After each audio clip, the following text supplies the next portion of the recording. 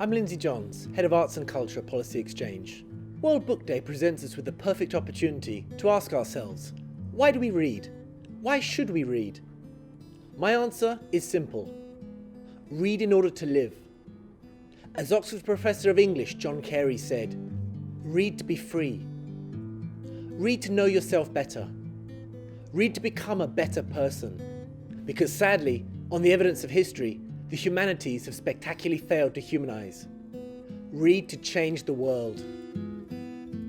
Books contain the best that mankind has thought and felt since the dawn of time, be it written down on ancient scrolls, papyrus, codex, parchment or paper. Books contain the canon of human wisdom and knowledge, as well as a treasure trove of incredible, life-affirming stories for our intellectual stimulation and aesthetic delectation, enjoyment and pleasure. Reading is one of the fundamental acts of civilization. Reading educates and entertains, or, as the Latin poet Horace said, instructs and delights. Reading also augments our vocabulary, and language, as we know, is power.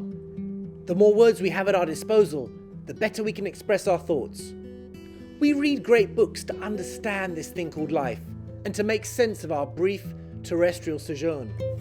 Reading great books helps to probe, articulate and explore the eternal verities which lie at the heart of the human condition, and what it means to be a human being. For example, love, hate, fear, jealousy, beauty, pain, in all their myriad intricacies.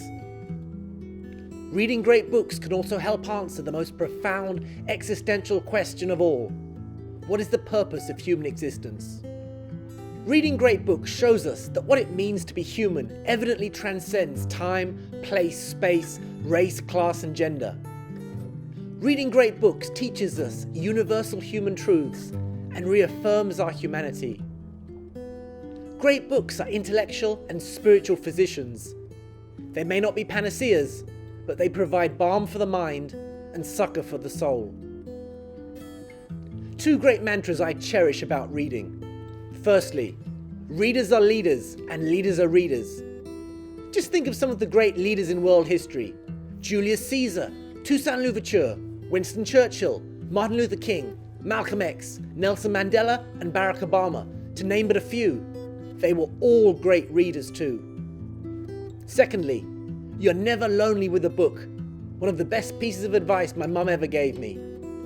Friends can come and go, but books will never let you down. As the American literary critic Harold Bloom has said, reading is the most healing of pleasures and alleviates loneliness.